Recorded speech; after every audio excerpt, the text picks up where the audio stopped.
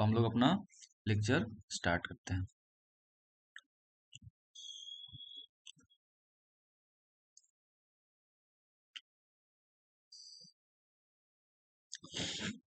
तो हम लोग आगे बढ़ने से पहले सबसे पहले जो हमने कल पढ़ा था उसको एक बार थोड़ा सा रिवाइज कर लेते हैं। हम लोगों ने क्या पढ़ा था?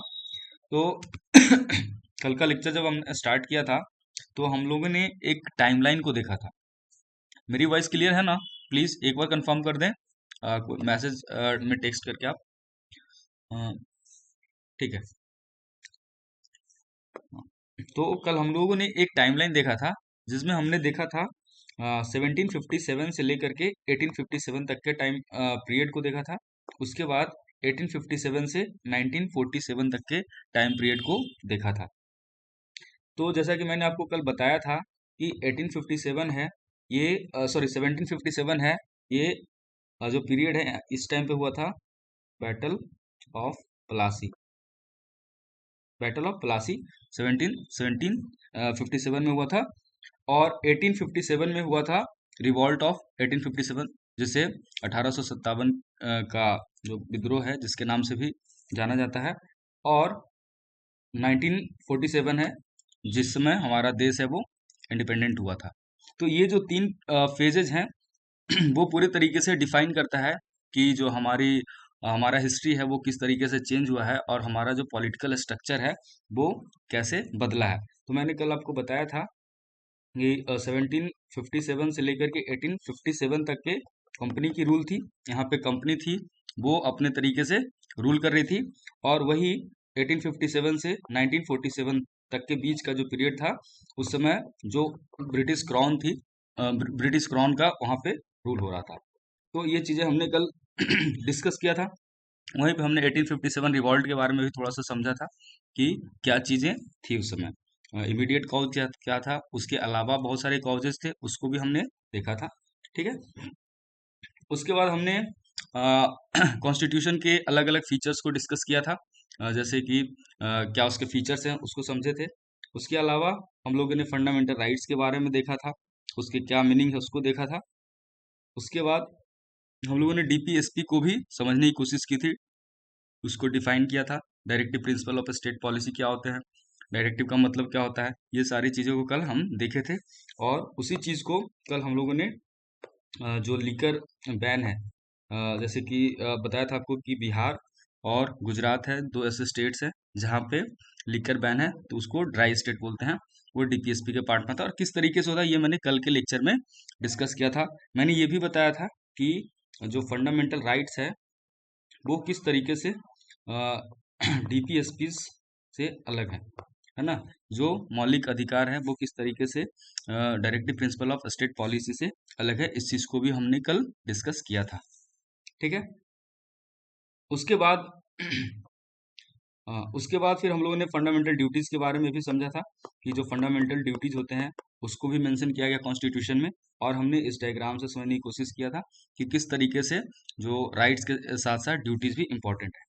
तो ये कुछ पिछले लेक्चर्स के चीजें हैं जो हमने कल डिस्कस किया था। इमरजेंसी के बारे में भी समझा था। तो अब हम अपना जो टॉपिक है उस पे आते हैं एक एक करके। तो आज हम सबसे पहले जो अपना पॉलिटी में जो कॉन्स्टिट्यूशन का बैकग्राउंड है उसको आज हम लोग पढ़ेंगे। ठीक है। तो सबसे पहले दोस्तों हम पढ़ेंगे हिस्टोरिकल बैकग्राउंड, है ना। जो कॉन्स्टिट्यूशन बना है तो उसके पीछे का क्या हिस्टोरिकल बैकग्राउंड रहा, किस तरीके से हमारा जो कॉन्स्टिट्यूशन है वो इवॉल्व हुआ है, उन सारी चीज़ों को आज हम समझने का प्रयास करेंगे। लेकिन ठीक उसके पहले हम लोग डिस्कस करेंगे कि कॉन्स्टिट्यूशन होता क्या है। क्योंकि जब हम पॉलिटी की बात करते हैं तो इसका सीधा सीधा रेफरेंस होता है कॉन्स्टिट्यूशन से, मतलब कि संविधान से। तो आज के लेक्चर में हम समझेंगे कि कॉन्स्टिट्यूशन क्या होता है, कॉन्स्टिट्यूशन किसी भी कंट्री के लिए क्यों जरूरी है।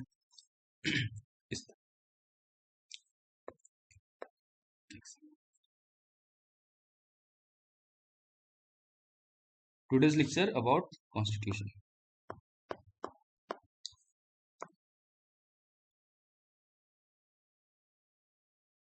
कॉन्स्टिट्यूशन कॉन्स्टिट्यूशन का जो शाब्दिक अर्थ है, मतलब कि हिंदी में अगर हम कहें तो इसका मतलब होता है संविधान।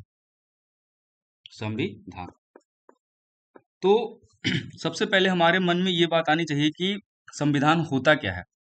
अ, तो जब हम संविधान क्या होता है इस चीज को समझने का प्रयास करेंगे, तो इसको हम जो संविधान का हिंदी शब्द है, इसको अगर हम ब्रेक करेंगे तो हम इसको आसानी तरीके से समझ सकते हैं। जैसे अगर हम संविधान को ब्रेक करेंगे, इसका संधि विच्छेद करेंगे, तो सम प्लस विधान, इस तरीके से करेंगे। आपने अगर हिंदी पढ़ा होगा तो आपको व्याकरण का थोड़ा, तो आप इस तरीके से संधि विच्छेद हम लोग पहले करते थे, किसी भी शब्द को ब्रेक करते थे। तो संविधान का मतलब हो गया सम जोड़ विधान, या सम प्लस विधान। यहाँ पे सम का मतलब होता है एक जैसा, एक जैसा, अलाइक, अलाइक, एक जैसा। और विधान का मतलब होता है रूल, कानून जिसको कहते हैं, कानून। मतलब कि कोई रूल जो सबके लिए एक जैसा हो।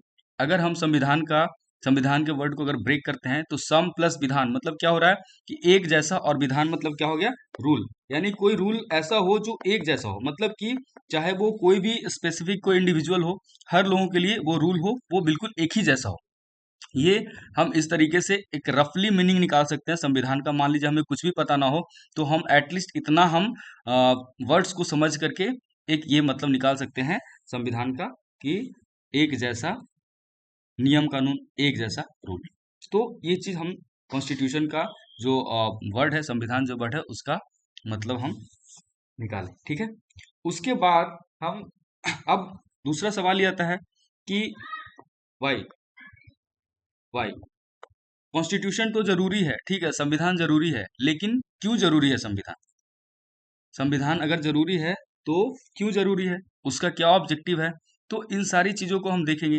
तो आप एक बात बताओ कि अगर हमारे कंट्री में कॉन्स्टिट्यूशन नहीं होता, तो हमारा कंट्री है वो किस तरीके से रेगुलेट किया जाता, हमारा कंट्री एज ए सोसाइटी किस तरीके से काम करता? तो किसी भी सोसाइटी को, कोई भी सोसाइटी को पीसफुल तरीके से, पीसफुल तरीके से अगर उसको चलाना है, उसको मेंटेन करना है, तो उसके लिए कुछ रूल्स, रूल्स एंड रेगुलेशंस,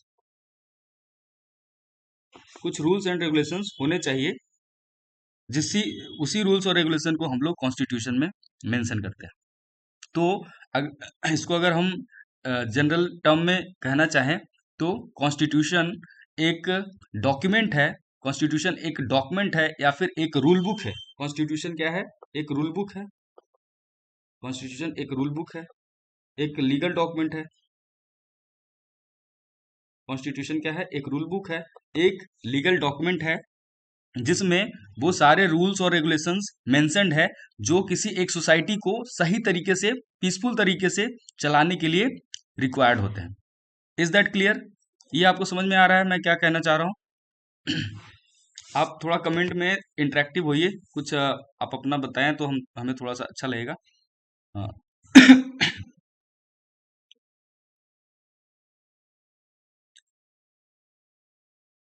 एक सेकंड। ओके,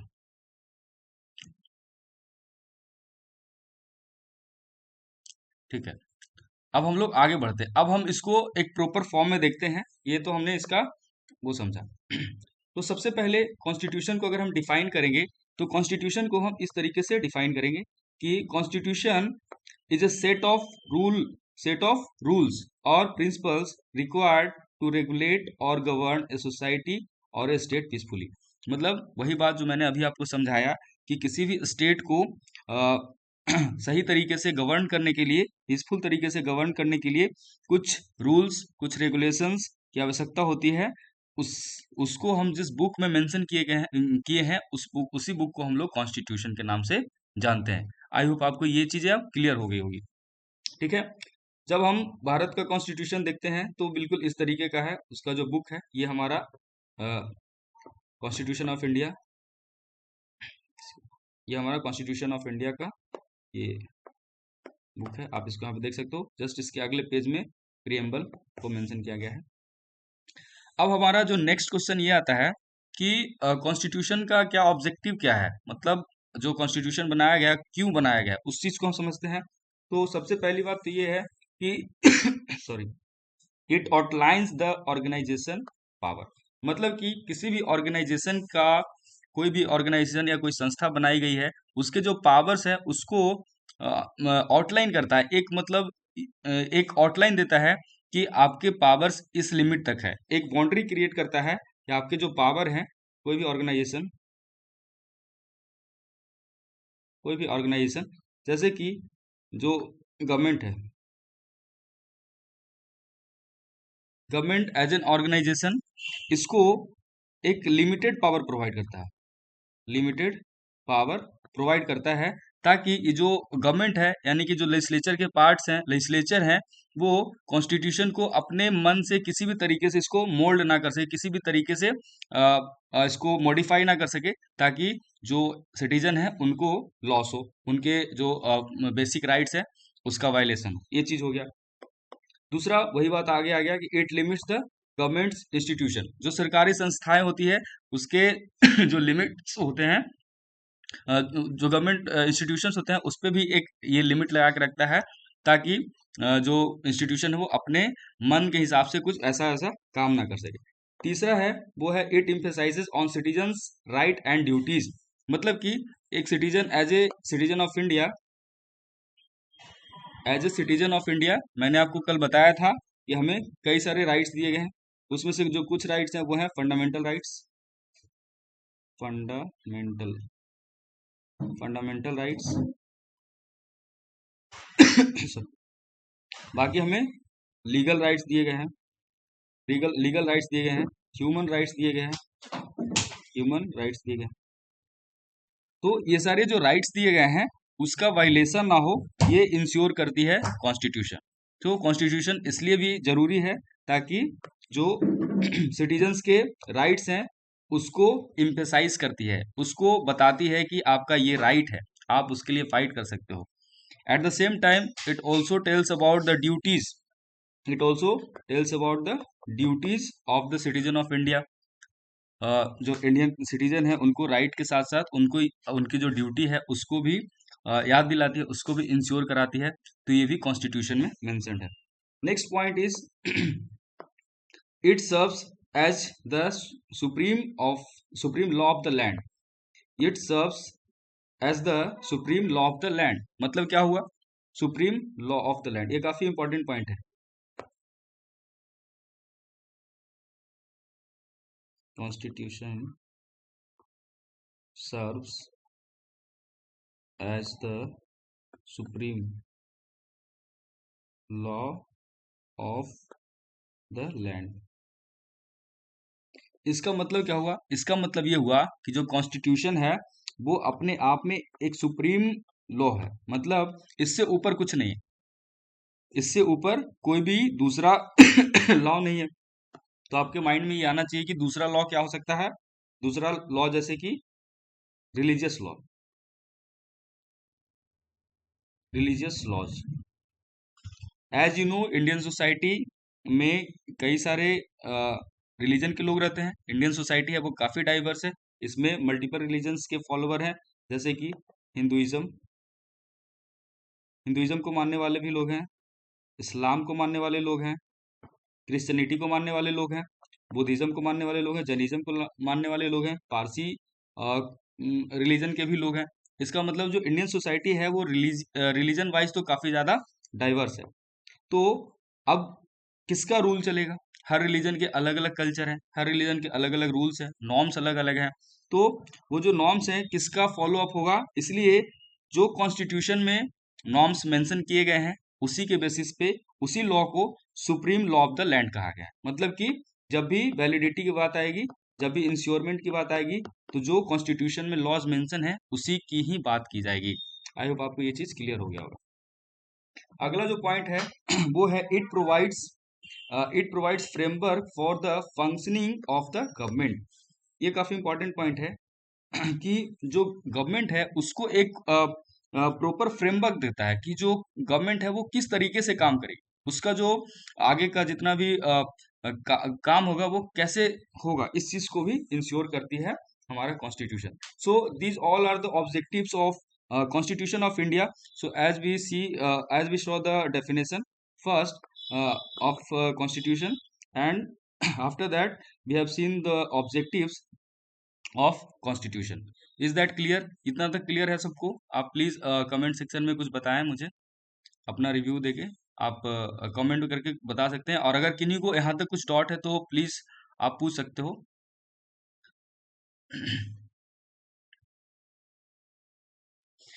इसके हिस्टोरिकल हेलो बैकग्राउंड में जाने से पहले, सर। यस, वो जो आपने बोला है कि उसमें कुछ लॉस वगैरह मतलब वो जो रिलीजियंस में ना, हाँ हाँ, यस. तो वो कौन से लॉस जो वहाँ पे मतलब होता होगा, जैसे कि जैसे देखिए, कि आप। मैं बता रहा हूँ, जैसे कि laws related to marriage, laws okay. Related to marriage, जैसे कि हिंदुइज्म में मैरिज का लॉ है ना. डिवोर्स डिवोर्स के लिए अलग रूल है, हिंदुइज्म में अलग है, इस्लाम में अलग है कि नहीं? दोनों कल्चर बिल्कुल अलग है, दोनों का जो नॉर्म्स है वो बिल्कुल अलग है, कल्चरल प्रैक्टिस अलग है ना. तो आप ये नहीं कह सकते कि जो इस्लाम में जो कल्चर प्रैक्टिस हो रहा है उसके बेसिस पे हम एक लीगली गवर्नमेंट सपोर्ट ले सकते हैं.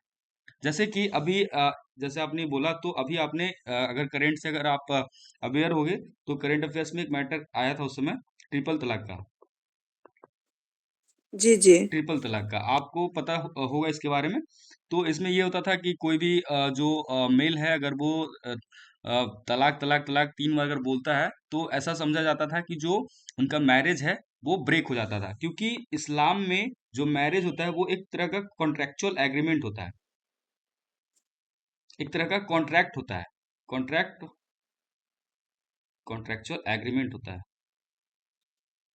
और ओके वो सर। एग्रीमेंट से बेस्ड होता है कि जो मेल है वो 3 बार अगर वो एक्सपेल कर देता है, तलाक तलाक तलाक, तो उसको ये ऐसा माना जाता है कि जो उनकी रिलेशनशिप है वो खत्म हो गई, है ना.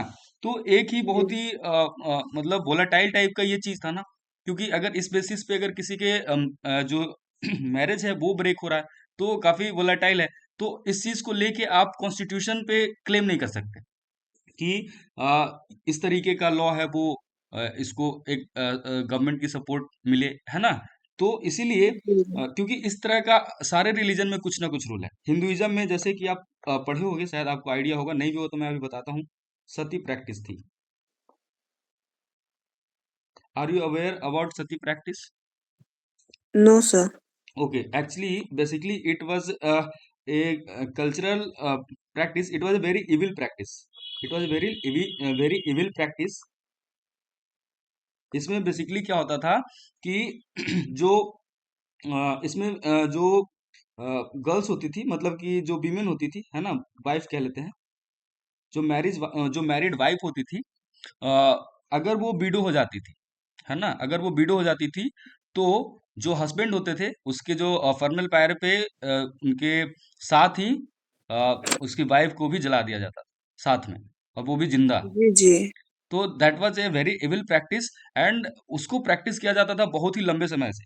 एक कॉन्सेप्ट है कुलीन, कुलीना जिसको कहते हैं, कुलीना मैरिज. इसमें बेसिकली क्या होता था कि जो हस्बैंड होते थे काफी ओल्डर होते थे, है ना, ओल्डर होते थे, अराउंड मान लो 60 इयर्स, है कि नहीं. एंड इसकी जो वाइफ होती थी ये शादी कर लेते थे 10 साल 12 साल की गर्ल से, है ना. जो लड़की होती थी 10 12 13 साल की या 15 साल की लड़कियों से वो शादी कर लेते थे. ठीक है. तो उसमें बेसिकली क्या होता था कि 60 इयर्स का आदमी है ये, 10 15 साल में मान लो इसकी डेथ हो गई, तो अगर 15 साल में इस व्यक्ति की डेथ हुई, इसका हस्बैंड अगर 15 साल में मरा, तो ये 75 इयर्स का था. और ये अगर 12 की है तो 15 साल में 27 की, 27 इयर्स की रहेगी, है कि नहीं. तो आप सोचो कितना ज्यादा एज डिफरेंस है. बट ये आदमी तो मर गया, बूढ़ा होके मर गया, लेकिन ये जो लड़की है, she is only 27 years old, and she she is expected to, उसको उसके साथ जलाने के लिए एक्सपेक्टेड है कि सती करो इसको, है ना. क्योंकि जो खास करके जो वर्नाज वर्नाज के बारे में अगर आप जानते होंगे, वर्नाज सिस्टम जिसको बोलते हैं, थोड़ा सा लंबा हो जाएगा मैं अभी, लेकिन मैं फिर भी थोड़ा बता देता हूँ. वर्ना सिस्टम, है ना। इसमें क्या होता था कि जो इंडियन सोसाइटी था that was divided into 4 varnas, जिसमें पहला थे Brahmins, second one is Kshatriya, third one is Vaishya, and fourth one is Shudras, है ना। तो ये एक कास्ट की हायरार्की थी। जो ब्राह्मण्स थे दे आर सपोज दैट किस ये सबसे जो कास्ट की हायरार्की होगी उसमें सबसे टॉप पे रहे हैं ब्राह्मण, उसके बाद क्षत्रिय, और उसके बाद वैश्य, and सबसे नीचे शूद्राज। ठीक है। तो जो ब्राह्मण्स होते थे ये सबसे जो कास्ट में जो सोसाइटी में कास्ट बेस्ड हायरार्की थी उसमें सबसे टॉप पे थे।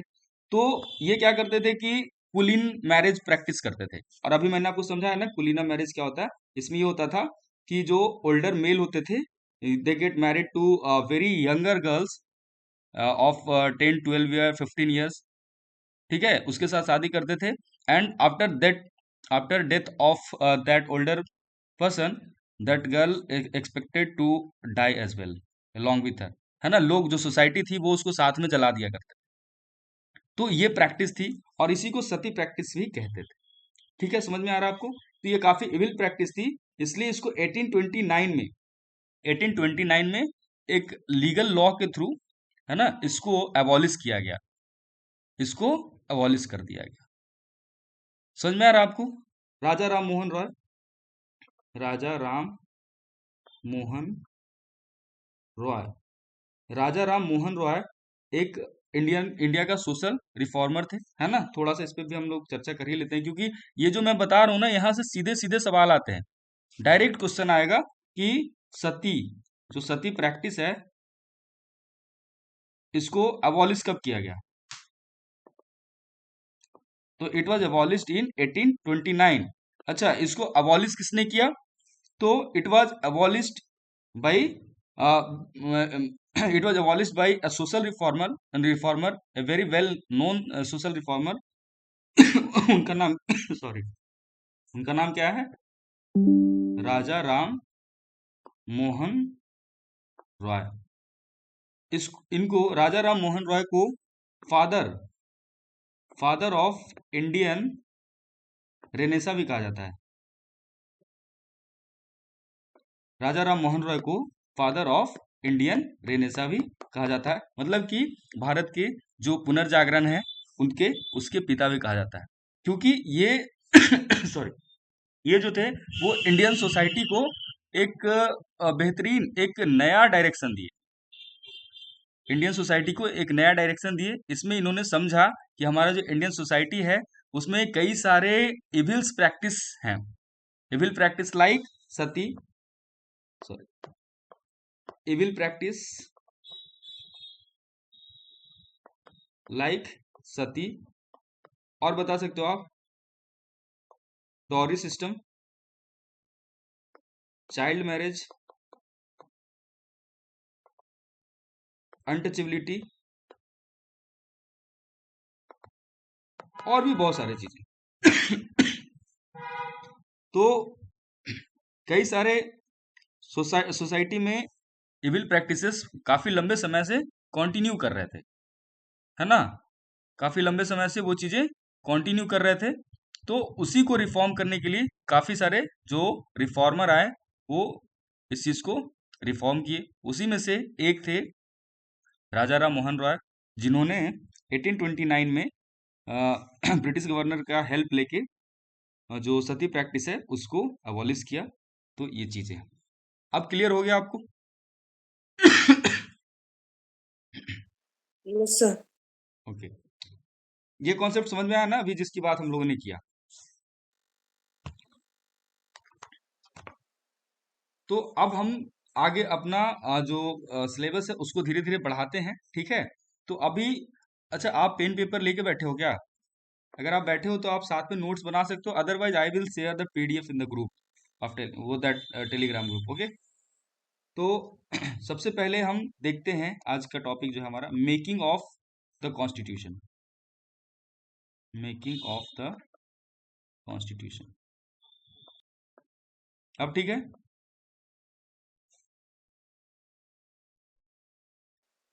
Yes sir. ओके। तो सबसे पहले हम अभी बात करेंगे कॉन्स्टिट्यूशन के बारे में। तो कॉन्स्टिट्यूशन जब ओरिजिनली ओरिजिनली जब कॉन्स्टिट्यूशन फ्रेम हुआ था, तो उस समय कॉन्स्टिट्यूशन में क्या क्या चीजें थे उसको हम पहले जानते हैं। तो ओरिजिनली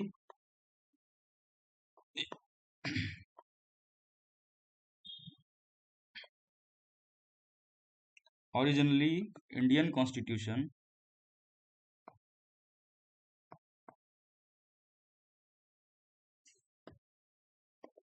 इसमें क्या क्या था? टोटल आर्टिकल की अगर हम बात करें तो टोटल 395 आर्टिकल्स थे। आर्टिकल्स तो आप समझते होंगे, जिसको हिंदी में अनुच्छेद कहा जाता है ना। और हर आर्टिकल्स में किसी न किसी स्पेसिफिक चीजों के बारे में मेंशन किया गया है, अलग अलग सब्जेक्ट्स को मेंशन किया गया है, जिसको हम आगे समझेंगे, ठीक है। तो टोटल 395 आर्टिकल्स थे, ठीक है। And that Indian constitution initially it was divided into 22 parts, 22 parts and total 8 schedules, 8 schedules, ठीक है।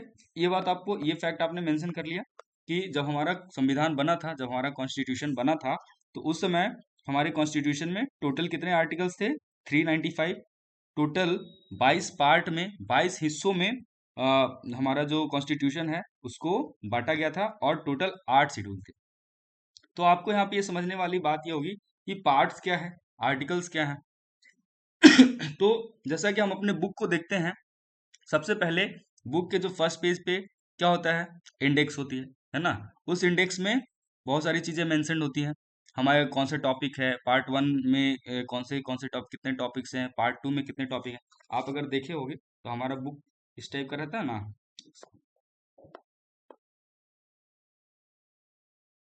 इस टाइप का अगर बुक है तो फर्स्ट पेज में इंडेक्स होता है, और इंडेक्स में इस तरीके से होता है, part one, part two, part three, इस तरीके से पार्ट वन होते हैं। इसमें फिर चैप्टर का नाम होता है वन टू थ्री, है कि नहीं। फोर में फाइव, इस तरीके से सिक्स सेवन एट। आप ये चीज को रिलेट कर पा रहे हो ना? ठीक इसी तरीके से हमारा कॉन्स्टिट्यूशन भी है। पहला पार्ट वन है, उसमें काफी सारे सब्जेक्ट्स मेंशन किए गए हैं, उससे रिलेटेड आर्टिकल्स आ गए हैं। पार्ट टू हुए, वो उसमें एक स्पेसिफिक कॉन्टेक्स्ट है, और सॉरी, और उस स्पेसिफिक कॉन्टेक्स्ट के रिगार्डिंग काफी सारे आर्टिकल्स दिए गए हैं। उसे ही उसी तरीके से पार्ट थ्री हो गया। तो इसी तरीके से हमारे कॉन्स्टिट्यूशन में चीजों को मेंशन किया गया। तो अभी जो हमें याद करने वाली चीजें क्या है यहाँ पे? सबसे पहली चीज हो गया total number of articles 395, total parts 22 and total schedule were 8। Clear है यहाँ तक आपको? हेलो। सॉरी, थोड़ा कोल्ड की वजह से मुझे थोड़ा इशू हो रहा है।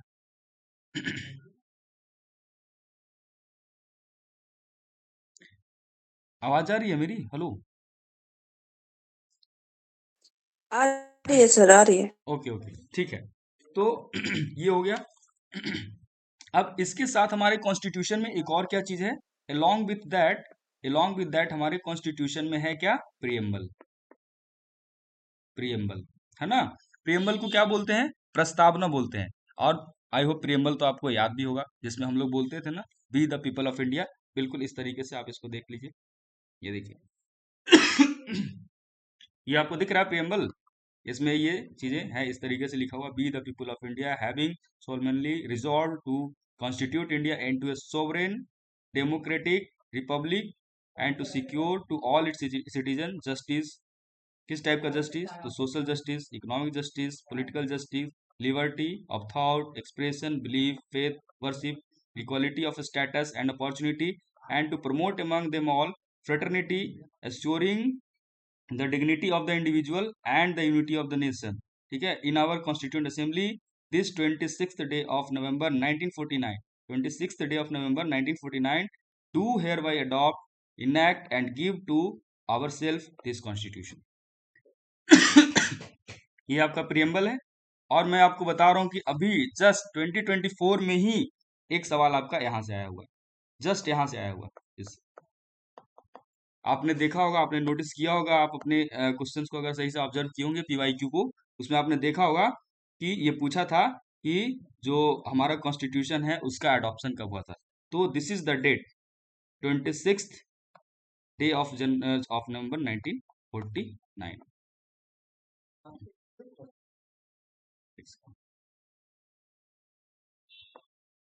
26 नवंबर 1949। तो ये डेट था, यहाँ से आपके एक सवाल आए हुए थे। इसलिए थोड़ा सा हम अपना जो लेक्चर है उसको थोड़ा सा इंटरेक्टिव रखेंगे, ताकि हम चीज़ों को इजीली समझ पाएंगे, और थोड़ा सा पिक्टोग्राफिक भी रखेंगे, ताकि चीज़ों को आगे समझने में दिक्कत ना हो। ठीक है। सॉरी। ओरिजिनली हमने देख लिया। तो अब आपके दिमाग में आ रहा होगा कि सर शुरू में स्टार्टिंग में तो इतना था, तो क्या अभी भी इतना ही आर्टिकल्स है ना? ये बात माइंड में आना चाहिए, लेकिन ऐसा नहीं है, क्योंकि जो इंडियन कॉन्स्टिट्यूशन है, that is that is a live constitution. Live constitution कैसा कॉन्स्टिट्यूशन है? Live. Live constitution. Live constitution. Live मतलब क्या होता है? लाइव मतलब जिंदा, है ना? तो जिंदा का यहाँ पे क्या अर्थ है? जिंदा का अर्थ यहाँ पे ये है कि जो हमारा कॉन्स्टिट्यूशन है वो अडेप्टिव नेचर का है ना? चीजों को अडेप्ट करेगा, चीजों को अडेप्ट करेगा, चीजें मॉडिफाई होगी, चीजें मॉडिफाई होगी। क्योंकि हमारे जो कॉन्स्टिट्यूशन के जो फाउंडिंग फादर्स थे, उन्होंने ऐसा सोचा था कि जब हम कॉन्स्टिट्यूशन आज बना रहे हैं, तो हमें इस कॉन्स्टिट्यूशन को इस हिसाब से बनाना होगा कि हमारे आने वाले जो नेक्स्ट जनरेशन है, अगर उसको 100 साल 200 साल भी उस कॉन्स्टिट्यूशन को ही चलाना चाहे, तो उसमें नए नए चीजों को ऐड ऑन करते जाए, है ना? नई नई चीजों को वो लाते जाएं, क्योंकि as a society we evolve, as a society, as a society we are bound to evolve, है ना? As a society we are bound to evolve. और हम देखते हैं कि हम हर तरीके से इवॉल्व कर रहे हैं। आप अपने से पिछले जनरेशन वाले से बात करोगे, तो आपको फर्क आएगा, आप में कुछ बातें अलग होगी, और आपका जो नेक्स्ट जनरेशन होगा उसकी बातें अलग होगी। जैसे एक जमाना था जब 2G इंटरनेट ही बहुत बड़ी बात होती थी, फिर 3G आया, 4G आया, अब 5G की बात है।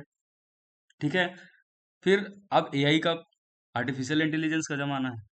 तो as a society we are born to evolve, चीजें नई नई होते जाती हैं। तो जो नई चीजें होंगी उसको कॉन्स्टिट्यूशन में भी मेंशन किया जाएगा, तभी तो एक सॉलिड लॉ या एक सॉलिड रूल रहेगा ना, जिससे लोगों के राइट्स हैं उसको प्रोटेक्ट किया जा सकेगा।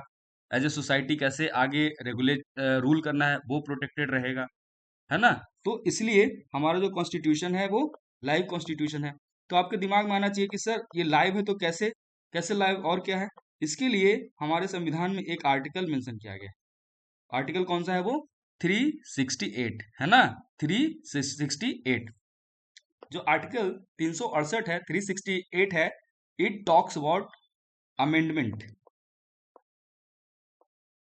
इट टॉक्स अबाउट अमेंडमेंट्स, है ना, इन इंडियन कॉन्स्टिट्यूशन। क्या? भारतीय संविधान में संशोधन की बात करता है, अमेंडमेंट की बात करता है ना?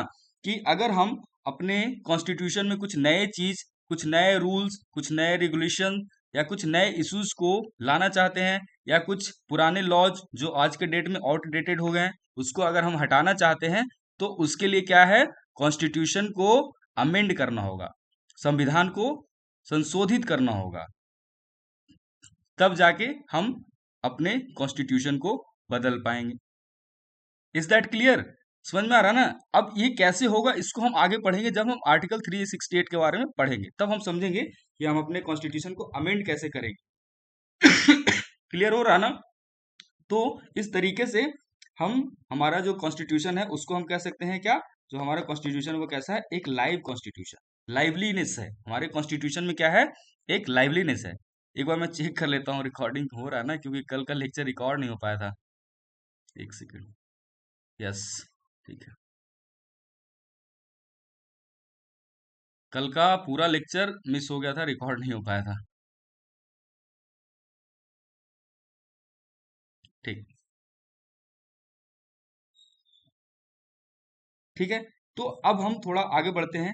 तो ये तो हमने देखा कि ओरिजिनली इतने आर्टिकल्स थे, कितने आर्टिकल्स थे 395, पार्ट्स कितने थे 22, शेड्यूल कितने थे 8। इसको आप बार बार जितना बार बार बोलोगे आपको ये उतना जल्दी याद हो जाएगा। और मेरा यही इंटेंशन रहता है कि पढ़ते पढ़ते ही चीजें याद हो जाए, इसके लिए आपको अलग से टाइम ना निकालना पड़े।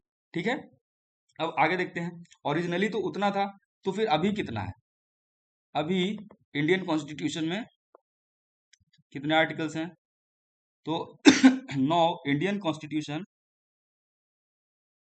नाउ इंडियन कॉन्स्टिट्यूशन कंटेन्स, आज की डेट में कितना है? तो टोटल आर्टिकल्स, टोटल कितने हैं? 470। आर्टिकल्स कितने हैं? 470। पार्ट्स की अगर हम बात करते हैं तो 25 पार्ट्स हैं।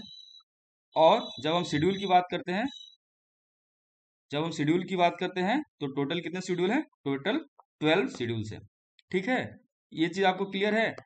ओरिजिनली कितना था? ओरिजिनली 395 था, 22 पार्ट्स थे, और शेड्यूल कितने थे? 8 थे। लेकिन अगर हम आज की बात कर रहे हैं, हमारे पास करंट में कितने आर्टिकल्स हो गए हैं? That is 470 parts, 25 and schedule 12। यहां तक क्लियर है चीजें? ठीक है, अब हम लोग आगे बढ़ते हैं। अगला हम कुछ इंपॉर्टेंट डेट्स को देखने वाले हैं। और ये जो डेट्स है ना, वो बिल्कुल इंपॉर्टेंट है। मैं एकदम से टू द पॉइंट चीजें दे रहा हूँ जो आपको एग्जाम में सीधे हिट करेगा, है ना? तो कुछ इंपॉर्टेंट डेट्स हैं, उसको आपको ध्यान रखना बिल्कुल जरूरी है। Important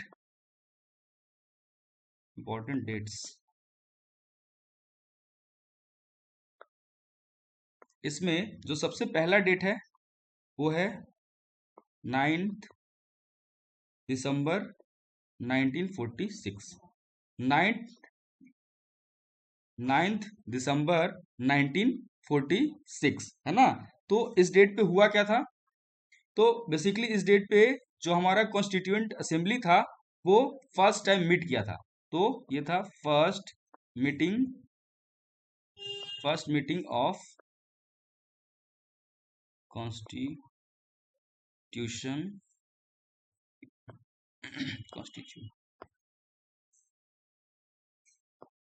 constituent assembly for undivided India. ठीक है, 9 दिसंबर 1946 काफी इंपॉर्टेंट डेट है। इसमें हुआ क्या था? जो कॉन्स्टिट्यूएंट असेंबली बनी थी, है ना, उसकी पहली मीटिंग हुई थी। अब यहाँ पे आपके दिमाग में ये सवाल आ रहा होगा कि सर कॉन्स्टिट्यूएंट असेंबली होता क्या है? आ रहा है ना? ये चीज आ रहा होगा कि कॉन्स्टिट्यूएंट असेंबली क्या होता है।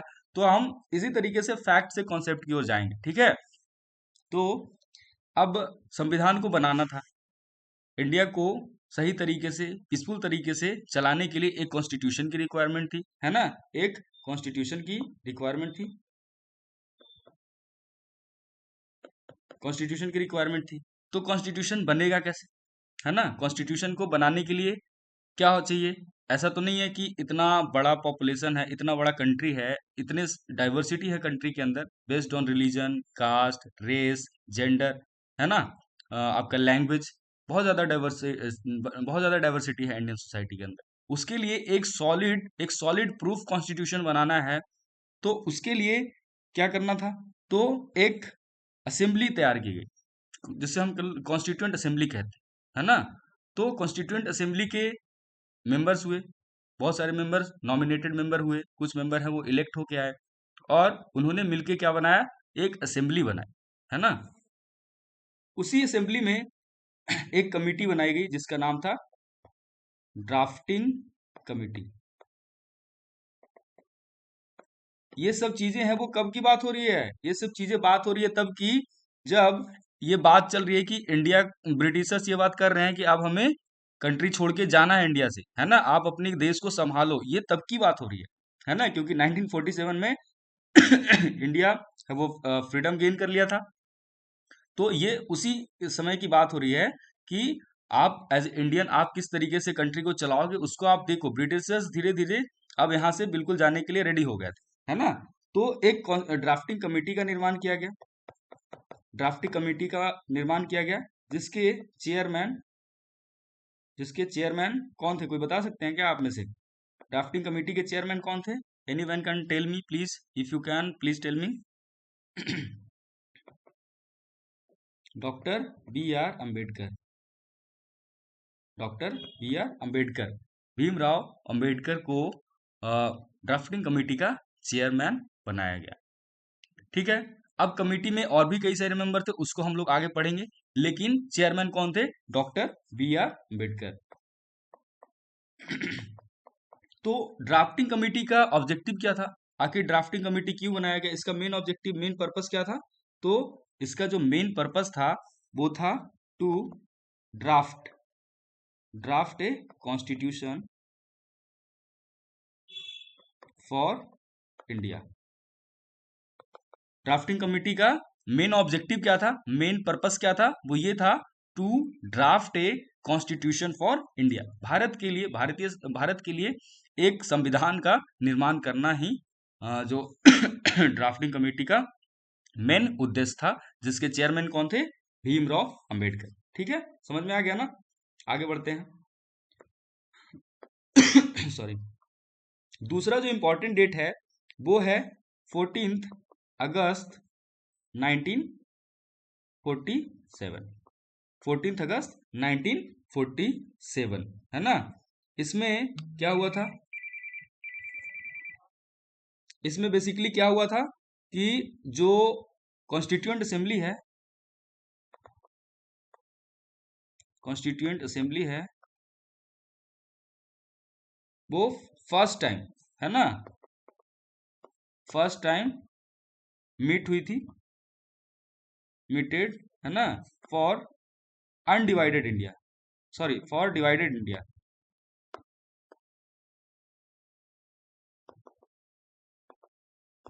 है ना? 1946 में जब मिली थी तो वो अनडिवाइडेड इंडिया की बात हो रही थी, मतलब उसमें पार्टीशन नहीं हुआ था, है ना? लेकिन जब 14 अगस्त 1947 में दोबारा से जब कॉन्स्टिट्यूएंट असेंबली मिली तो उस समय क्या हुआ था? जो कंट्री था वो डिवाइडेड था। तो कई बार एग्जाम में ये भी पूछ लेता है कि पार्टीशन के बाद फर्स्ट टाइम जो कॉन्स्टिट्यूएंट असेंबली है वो कब मीट की थी। तो इस तरीके से डेट पूछ लेता है, तो ये सब डेट आपको ध्यान में रखना होगा। ठीक है। नेक्स्ट है, नेक्स्ट जो इंपॉर्टेंट डेट है उसको मैंने कई बार रिपीट किया है and again I am going to repeat it, है ना? वो है 26 नवंबर 1949। 26 नवंबर 1949। तो so what happened on that day? क्यों ये जो डेट है काफी इंपॉर्टेंट है? Because on that day Indian constitution was adopted and enacted. Indian constitution was adopted and enacted, है ना? 26 नवंबर 1949 को क्या हुआ था? Indian constitution was, it was adopted and enacted, है ना? एंड इस समय क्या सारे आर्टिकल्स, जितने भी आर्टिकल्स हैं वो इन्फोर्स्ड हो गए थे? तो नहीं, a few articles, a few articles came into force. मतलब कुछ जो आर्टिकल्स हैं वो इन्फोर्स्ड हुए थे, बाकी जो आर्टिकल्स हैं वो on the day of Republic day, first Republic day, है ना, 26 जनवरी 1950, उस समय क्या हुआ था कि जो हमारा इंडियन कॉन्स्टिट्यूशन है वो पूरे तरीके से सारे आर्टिकल के साथ, है ना, वो इन्फोर्स हो गया था। तो तीसरा जो इम्पोर्टेंट डेट है वो है आपका 26 जनवरी 1950। 26 जनवरी 1950 का जो डेट है ना, वो इंपॉर्टेंट इसलिए है क्योंकि इस दिन हुआ था क्या? Commencement,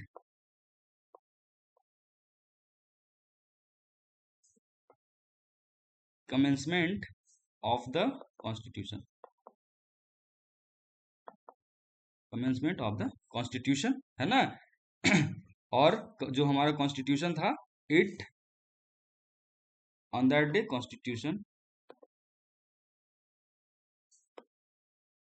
came into force with total effect, है ना? तो 26 जनवरी 1950 को क्या हुआ था? जो कॉन्स्टिट्यूशन था वो पूरे तरीके से इन्फोर्स्ड कर दी गई थी। ये सारे डेट्स क्लियर हैं? चलिए अब हम आगे बढ़ते हैं। अगर आपको यहाँ तक कोई डाउट है तो आप प्लीज अपने डाउट रेज कर सकते हैं, आप पूछ सकते हो, anyone. Sorry.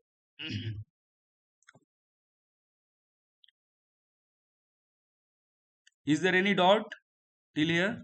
Please let me know if you have any kind of doubt.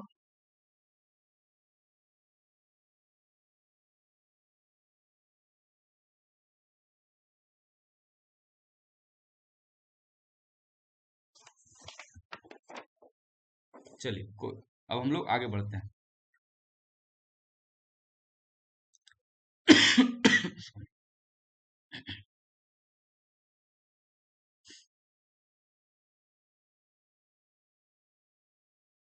अगला हम थोड़ा कॉन्स्टिट्यूएंट असेंबली के बारे में कुछ चीजें जान जाते हैं।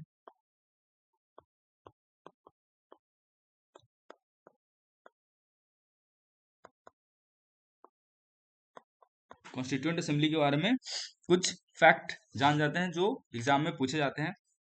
तो पहला तो हो गया टोटल मेंबर्स। टोटल मेंबरशिप, जो कॉन्स्टिट्यूएंट असेंबली जो बनाई गई थी, जिसके बारे में मैंने अभी यहाँ पे डिस्कस किया, कॉन्स्टिट्यूएंट असेंबली के बारे में तो उसमें टोटल कितने मेंबर्स थे? तो टोटल उसमें 389 मेंबर्स थे, ठीक है। जिसमें से out of 389 292 were from province, 292 were from province and 93 they were from princely states।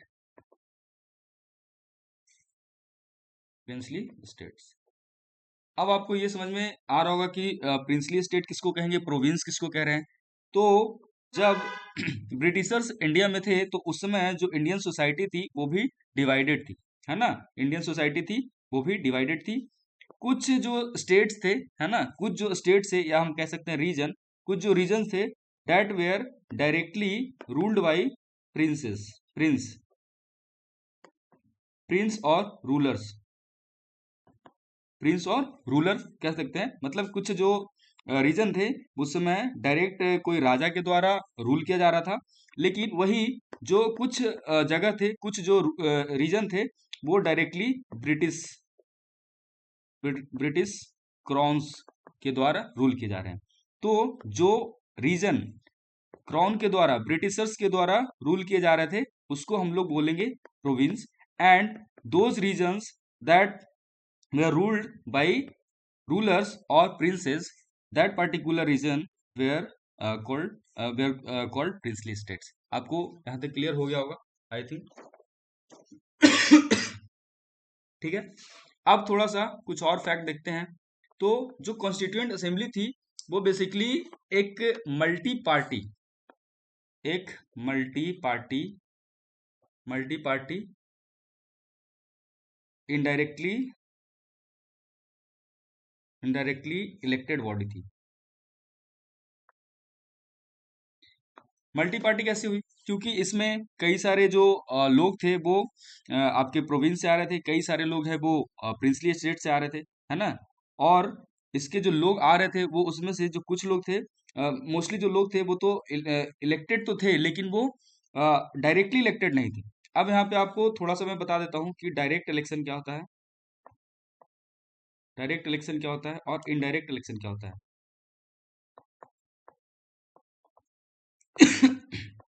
देखिए, जब हम आई होप आप लोग सब 18+ हो गए तो आपके पास वोटिंग राइट्स तो सबके पास होगा ही, और मे भी आप लोगों ने कभी वोट दिया होगा।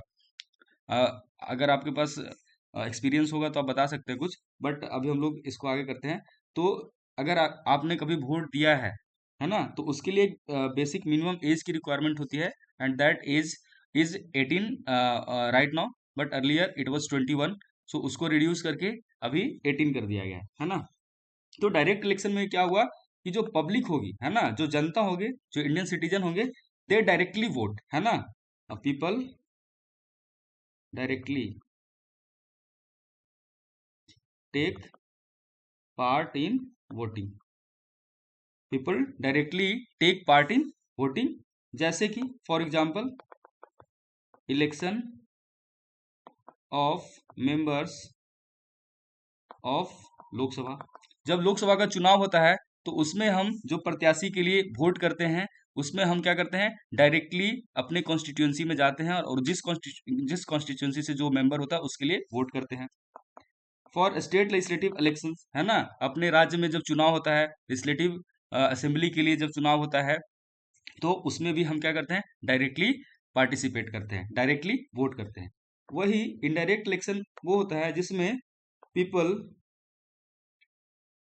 Do not take part in voting process directly.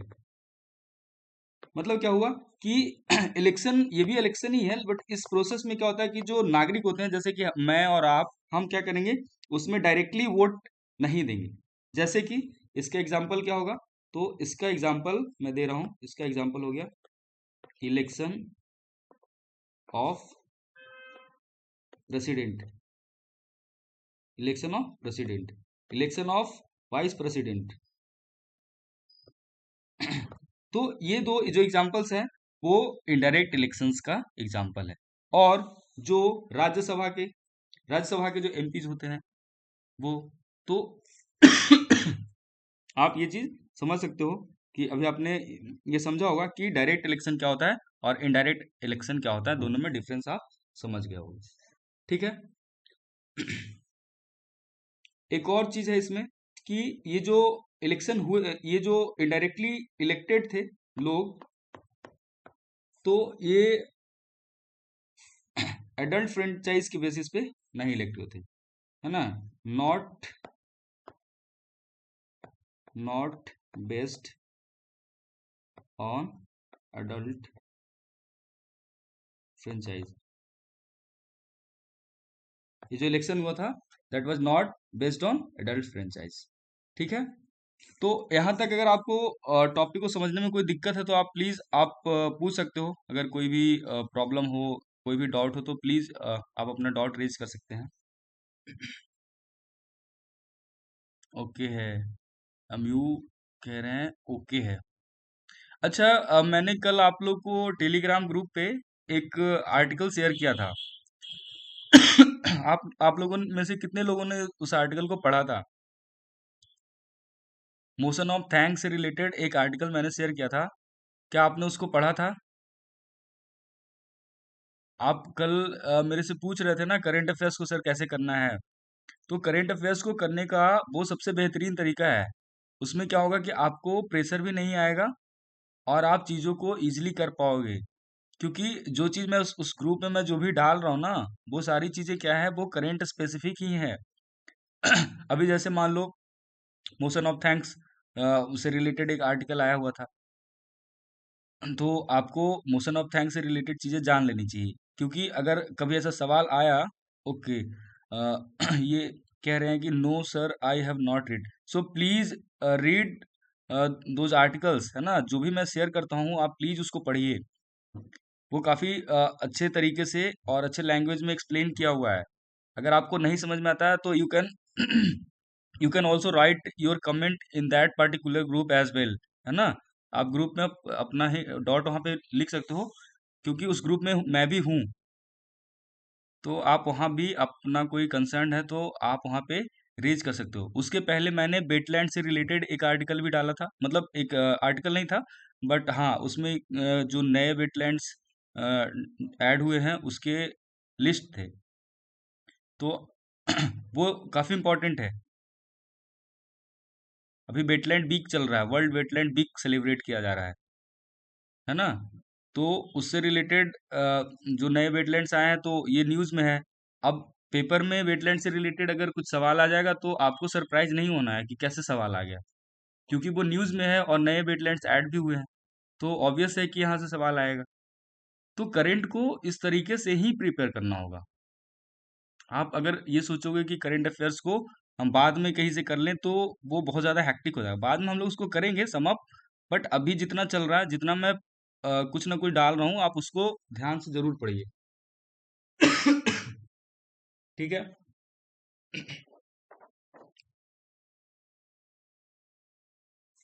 तो आज का सेशन इतना ही रहने देते हैं, है ना।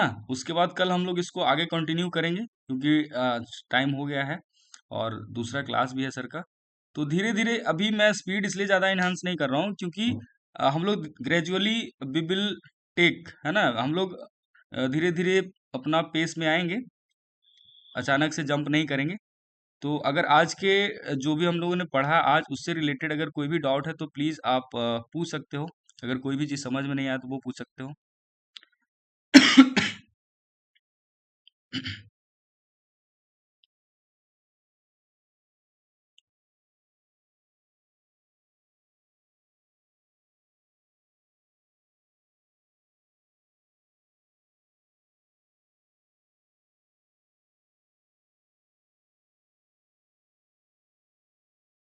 आई will wait for 2 or 3 more minutes here. अगर आपके पास है कुछ डाउट तो प्लीज़ आप अपना डाउट रेज करें।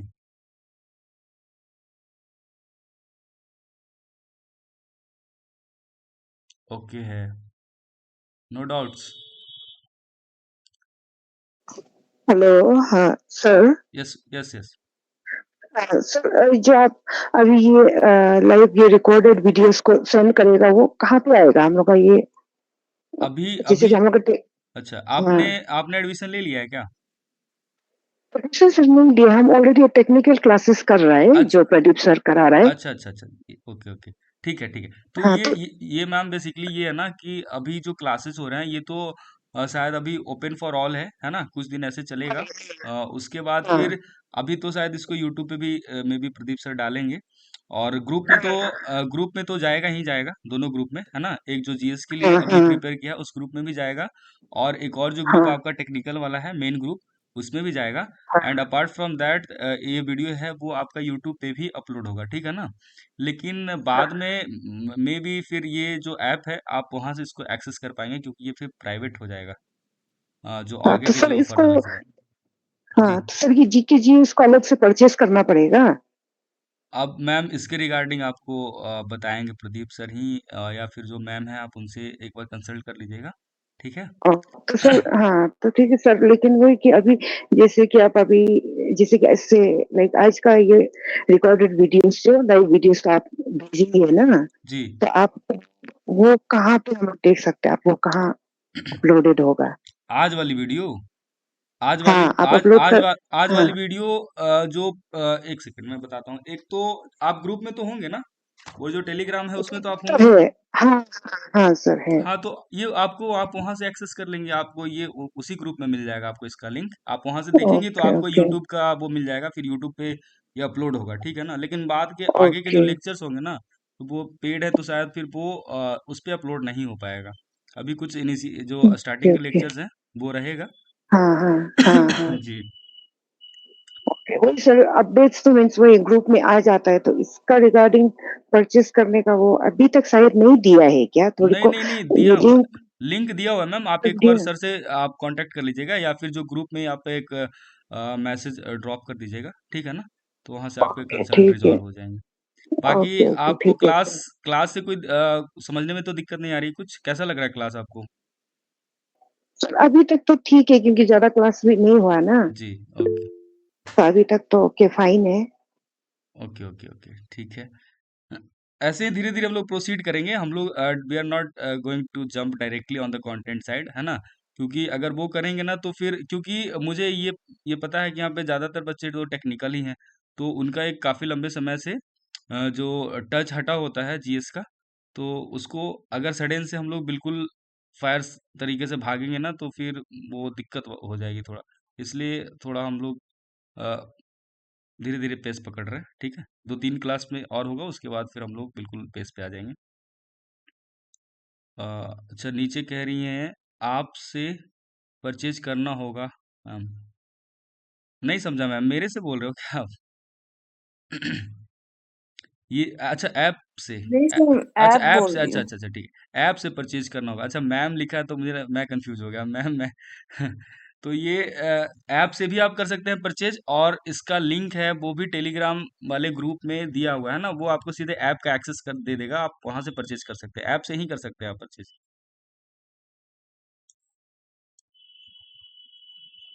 कल का क्लास अटेंड किया था क्या आपने?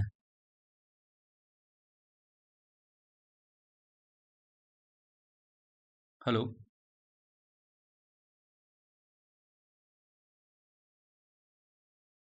कोन्या। आपने कल का क्लास अटेंड किया था क्या? हाँ यस सर, अच्छा। किया था। तो और ओरिएंटेशन भी किया होगा आपने शायद। किया था ओरिएंटेशन वाली क्लास। फर्स्ट क्लास हाँ सर किया था। अच्छा। कंटिन्यू कर ही रहा है अभी जितना अच्छा क्लासेस अच्छा। हुआ है। हाँ, तो फिर बेसिकली ये आपका थर्ड क्लास था। तो आपको कुछ ना कुछ तो समझ में हाँ आया ही होगा कि अप्रोच हमारा क्या है, किस तरीके से चीजें चल रही हैं आगे। वो क्लियर हो जाएगा हाँ धीरे धीरे। हाँ सर। है ना? हाँ हाँ। अगर उनमें कुछ डाउट हो तो आप पूछ सकते हैं अभी तक। अभी तो सर क्योंकि ज्यादा क्लासेस नहीं हुआ है तो इतना अभी तक तो डाउट्स ऐसा तो अभी ऐसा कुछ पूछने के लिए तो नहीं है, बस वो अच्छा। ये कि एक हम्म, अगर अभी और क्लासेस जो कंटिन्यू होगा जी। तो हमको ऐसा लगता है कि थोड़ा फेस थोड़ा अब थोड़ा और इससे थोड़ा फास्ट करने से ठीक है क्या बोल के, हाँ तो हाँ, क्योंकि ठीक है ठीक है एग्जाम भी ठीक है। हम लोग हाँ हाँ हाँ, नहीं नहीं, हम लोग वही करेंगे है। एक्चुअली। थोड़ा सा हम लोग बीच में कुछ क्वेश्चन ले लेते हैं ना, तो वो थोड़ा सा डिटेल हो जाता है। हाँ बट हम लोग ये कोशिश करेंगे कि टू द पॉइंट ही करेंगे चीज़ों को, बहुत ज़्यादा हम लोग वो नहीं करेंगे। हाँ ठीक है। बट जस्ट ओके बिकॉज कि हाँ ये स्टार्टिंग के लेक्चर्स हैं, इसलिए हम लोग थोड़ा सा। वही वही सर उसके हाँ। लिए तो हाँ सर ठीक हम्म, ही है अभी जितना 3 क्लासेस हुआ है, हाँ। तो लेकिन जब थोड़ा क्लासेस कंटिन्यू नहीं नहीं, वो करेंगे तो होगा थोड़ा उसमें हाँ उसमें मुझे भी तो वो है ना, सिलेबस कम वो खत्म हाँ कराना है और विद इन टाइम कराना है, तो वो हाँ मेरे हाँ ऊपर प्रेशर है। ठीक है, आपसे ज्यादा प्रेशर वो मेरे ओके। पे है। हाँ। हाँ तो सर बाकी तो अभी तक तो ठीक है। हाँ, अच्छा ठीक। Okay, anyone else? अगर आप भी कुछ पूछना चाहते हो तो प्लीज आप पूछ सकते हो। ठीक है, फिर हम लोग आज का सेशन एंड करें।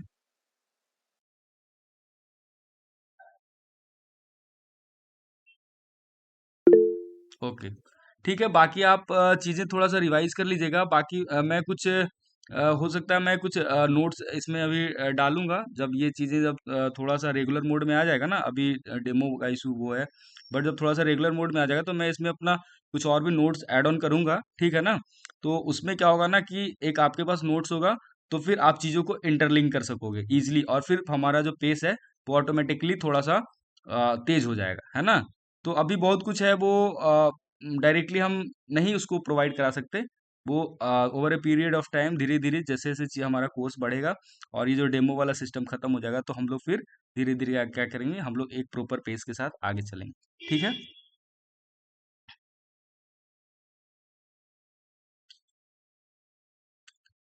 ठीक है फिर।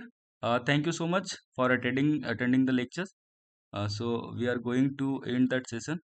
Okay. Thank you, take care, bye.